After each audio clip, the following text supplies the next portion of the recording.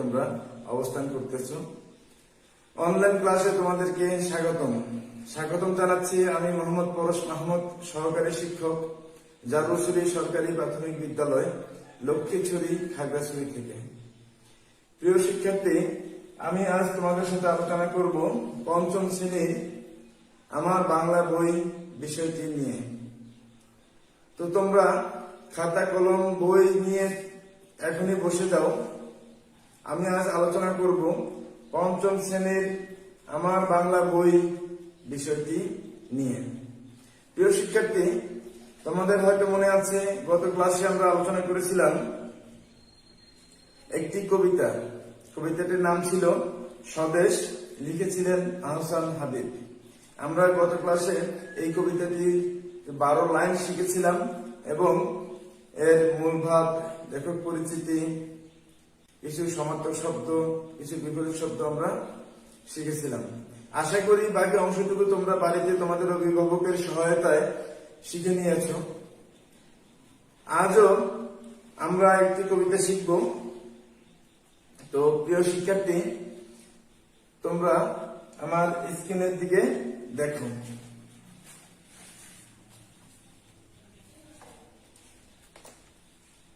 আজকের ক্লাসে তোমাদেরকে আবারও স্বাগতম জানাচ্ছি। প্রিয় শিক্ষার্থী, এখানে কয়েকটি ছবি দেওয়া আছে। তোমরা ছবিগুলো দেখে একটু চিন্তা করো। দেখো, এখানে কিছু ঘাস বাতাসে দুলতেছে, এখানে কিছু ঘাস বাতাসে দুলছে। এখানে একটি বালক আর একটি বালিকা, একটা ছেলে একটা মেয়ে পরন্ত বিকালে ঘাসের কিছু ফুল তারা দেখছে। এখানে রাতের আকাশ, তারাগুলো মিটিমিটি ভাবে জ্বলছে, ঘাস ফুলগুলো আপন মনে বাতাসে দুলছে। প্রিয় শিক্ষার্থী, তোমরা ঠিকই ধরেছ। আজ আমরা শিখব ঘাস ফুল কবিতাটি। ঘাস ফুল কবিতাটি লিখেছেন জ্যোতিরিন্দ্র মৈত্র। তোমরা পাঠ শিরোনামটি তোমাদের খাতার ভিতরে লিখে নাও। আজকে আমরা শিখব ঘাস ফুল কবিতাটি। প্রিয় শিক্ষার্থী, এই ঘাস ফুল কবিতাটি তোমাদের পাঠ্য বইয়ের 73 নং পৃষ্ঠাতে দেওয়া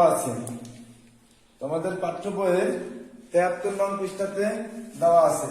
তোমরা লিখে নাও।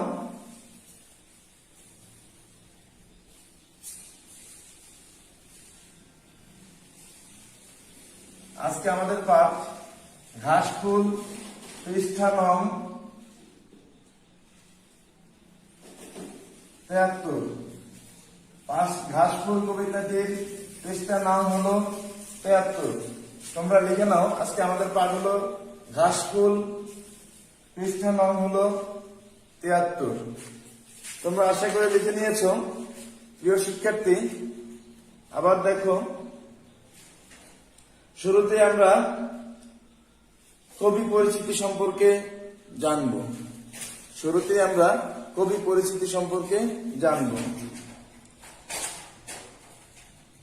কবি জ্যোতিরিন্দ্র মৈত্র 1911 সালে পাবনায়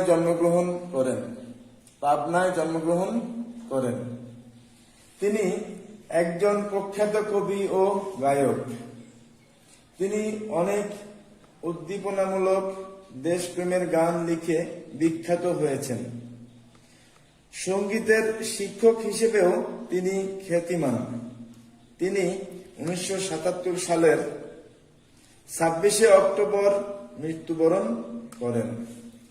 আমরা আবার ওনার সম্পর্কে পড়তেছি, তোমরা শোনো।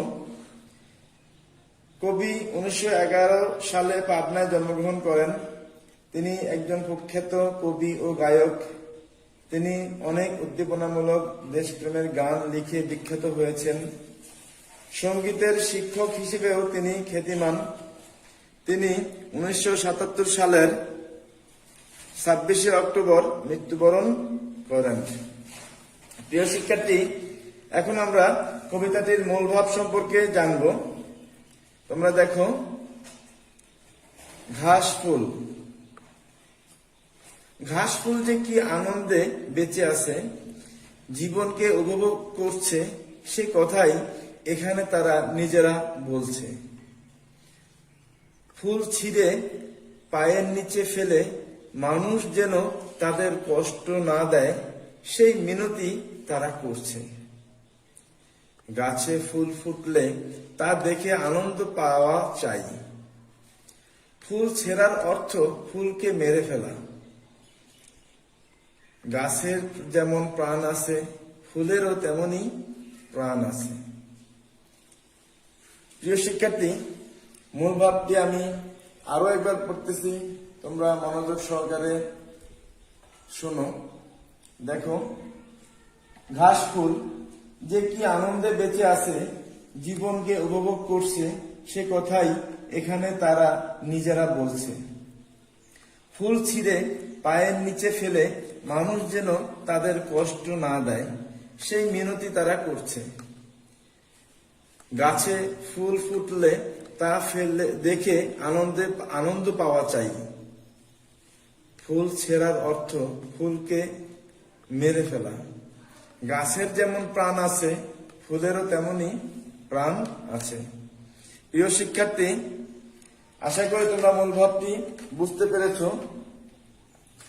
এবার আমরা কবিতাটি আবৃত্তি করব। আমি পড়তেছি, তোমরা আমার সাথে সাথে শোনো। ঘাস ফুল লিখেছেন জ্যোতিরিন্দ্র মৈত্র। আমরা ঘাসের ছোট ছোট ফুল, হাওয়াতে দোলাই মাথা, তুলো না মোদের দোলনা পায়ে, ছিল না নরম পাতা। শুধু দেখো আর খুশি হও মনে, সূর্যের সাথে হাসির কিরণে। কেমন আমরা হেসে উঠি আর দুলে দুলে নারী মাথা। ধরার বুকে স্নেহ কণাগুলি ঘাস হয়ে ফুটে উঠে,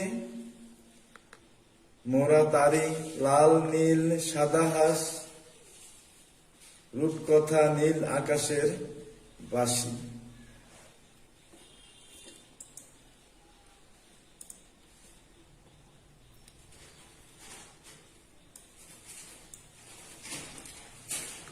রূপকথা নীল আকাশের বাসি, শুনি আর দুলি শান্ত বাতাসে, যখন তারারা ফোটে।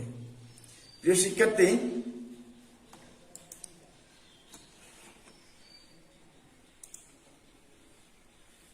এখন আমি পড়তেছি, তোমরা আমার সাথে সাথে পড়ো। ঘাস ফুল, জ্যোতিরিন্দ্র মৈত্র। আমরা ঘাসের ছোট্ট ছোট ছোট ফুল, হাওয়াতে দোলাই মাথা, তুলনা মোদের দোলনা পায়ে, ছিল না নরম পাতা।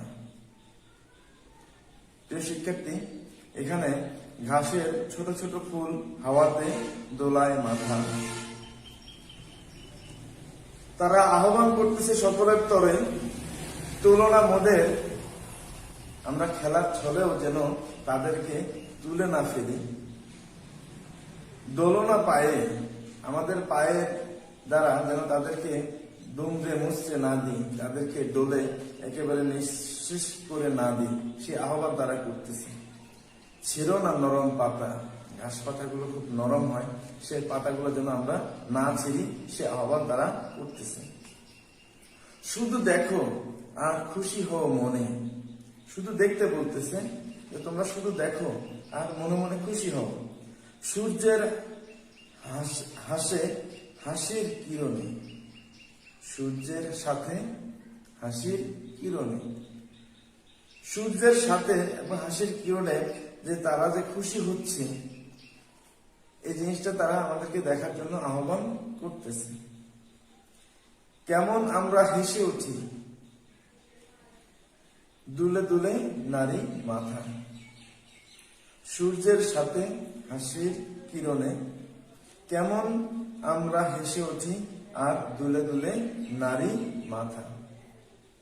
ধরার বুকে স্নেহ কণাগুলি ঘাস হয়ে ফুলতে উঠে। এ ধরা, এই পৃথিবীর বুকে যত স্নেহ মায়া মমতা দিয়েই আমাদের এই পৃথিবীটা সৃষ্টি। এই স্নেহ মায়া মমতা যেন ঘাস হয়ে মাটির ভিতর থেকে ফুটে ওঠে। মোরা তারই লাল নীল সাদা হাসি। এই ঘাসগুলো তারা নিজেরা বলতেছে যে এই স্নেহ কণাগুলো তারই বহিঃপ্রকাশ, তারা লাল নীল সাদা হাসি।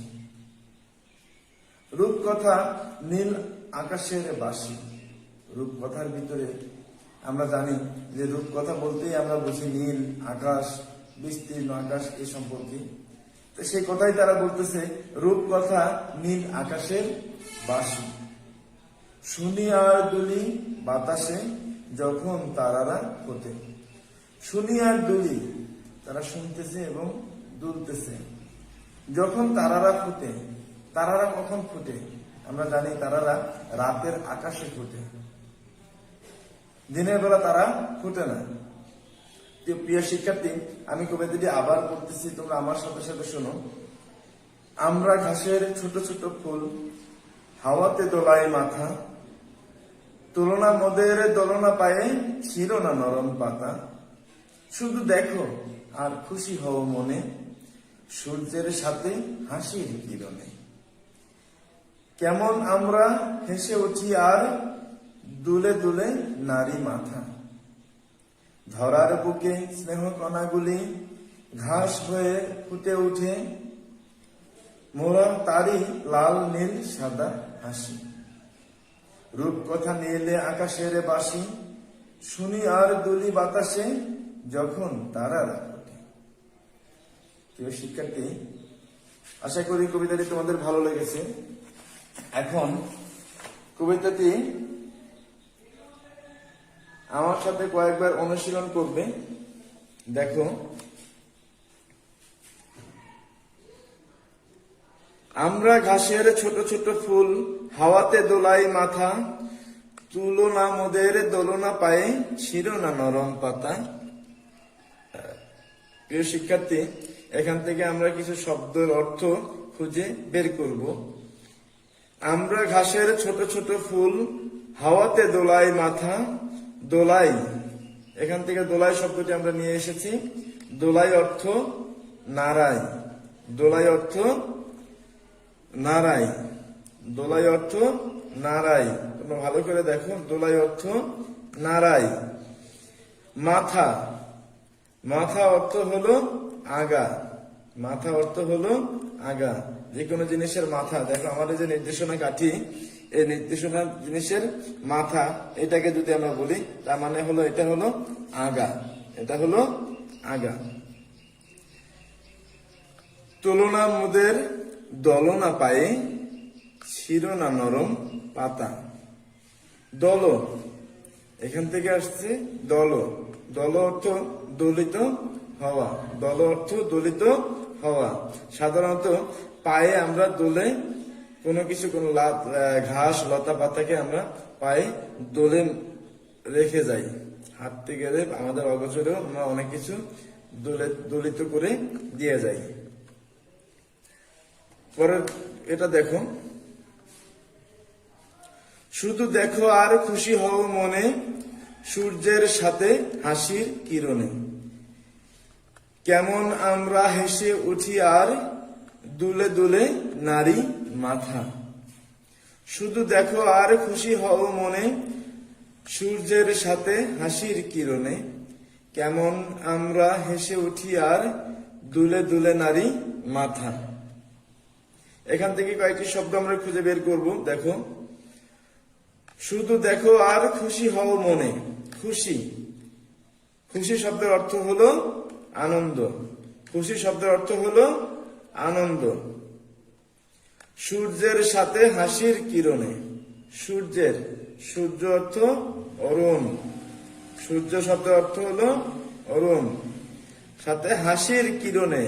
কিরণ, কিরণ অর্থ আলো, কিরণ অর্থ আলো। কেমন আমরা হেসে উঠি আর দুলে দুলে নারী মাথা।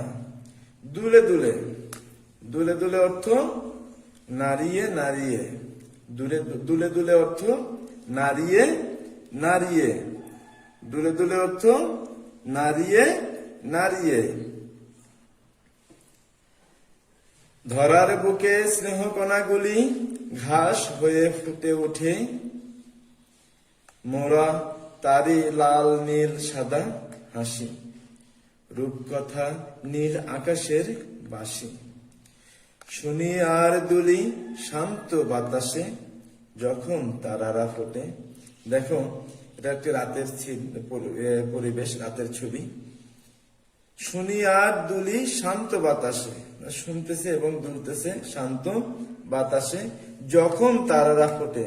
দেখো, তারাগুলো মিটি মিটি করে জ্বলতেছে, মিটি মিটি ভাবে তারাগুলো জ্বলতেছে, এই জ্বলতেছে, নিপতেছে, জ্বলতেছে, নিপতেছে। তার মানে এটি একটি রাতের ছবি, এটি একটি রাতের ছবি। প্রিয় শিক্ষার্থী, এখান থেকেও আমরা কয়েকটি শব্দ এখানে আমরা খুঁজে বের করব। ধরার বুকে স্নেহ কণাগুলি, ধরা অর্থ, ধরা অর্থ পৃথিবী, ধরা অর্থ পৃথিবী। তোমরা লিখে নাও, বুঝে নাও, ধরা অর্থ পৃথিবী। ঘাস হয়ে ফুটে উঠে, মোরা তারি লাল নীল সাদা হাসি।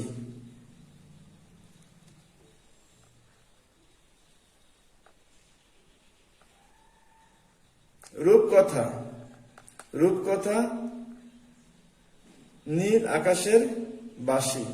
রূপকথা অর্থ কি? রূপকথা অর্থ হলো কাল্পনিক কাহিনী। রূপকথা অর্থ হলো কাল্পনিক কাহিনী। রূপকথা অর্থ হলো কাল্পনিক কাহিনী। শুনি আর দুলি শান্ত বাতাসে, শুনি আর দুলি শান্ত বাতাসে যখন তারারা ফোটে, যখন তারারা ফোটে। তারারা, তারারা বলতে আকাশের তারকারাজিকে বোঝানো হয়েছে। তারারা বলতে আকাশের তারকারাজি, যেগুলো রাতের আকাশে জ্বলে আর নিভে, মিটি মিটি করে জ্বলে, এদেরকে বোঝানো হয়েছে। ফোটে, ফোটে মানে ফুটে উঠে, যেমন ফুলগুলো ফুটে উঠে, ফুল ফুটে উঠে। প্রিয় শিক্ষার্থী, এখানে কয়েকটি শব্দ দেওয়া আছে, তোমরা দেখতে পাচ্ছ। তারারা, ফোটে, কিরণ, দোলায়। এই শব্দগুলো খালি জায়গায় বসিয়ে বাক্য তৈরি করতে হবে। দেখো, ছোট ছোট ফুল হাওয়াতে ড্যাশ মাথা। এখানে কি হবে? ছোট ছোট ফুল হাওয়াতে ড্যাশ মাথা। ছোট ছোট ফুল হাওয়াতে, হাওয়াতে কি হবে? দোলায় মাথা। ছোট ছোট ফুল হাওয়াতে দোলায় মাথা। আধার আকাশে ড্যাশ মিটিমিটি করে চায়। আধার আকাশে ড্যাশ মিটিমিটি করে চায়। এখানে কি হবে? আধার আকাশে, আধার আকাশে তারারা মিটিমিটি করে চায়। আধার আকাশে তারারা মিটিমিটি করে চায়। ফুল গাছে ফুল ড্যাশ। এখানে কি হবে? ফুল গাছে ফুল ফোটে। ফুল গাছে ফুল ফোটে। ফুল গাছে ফুল ফোটে। প্রিয় শিক্ষার্থী, তোমাদের জন্য বাড়ির কাজ, তোমরা দেখো, আমাদের প্রিয় ফুল, আমার প্রিয় ফুল সম্পর্কে একটি রচনা লিখো। আমাদের প্রত্যেকেরই এক একজনের এক একটি ফুল প্রিয় হতে পারে। যেমন আমার প্রিয় ফুল হলো আমার গন্ধরাজ। আমার কাছে গন্ধরাজ প্রতি খুব পছন্দ করি আমি। এর গন্ধকে, এর যে সুগন্ধ, এটাকে আমি খুব পছন্দ করি। এটার নির্দিষ্ট কারণও আছে কেন আমি এটা পছন্দ করি।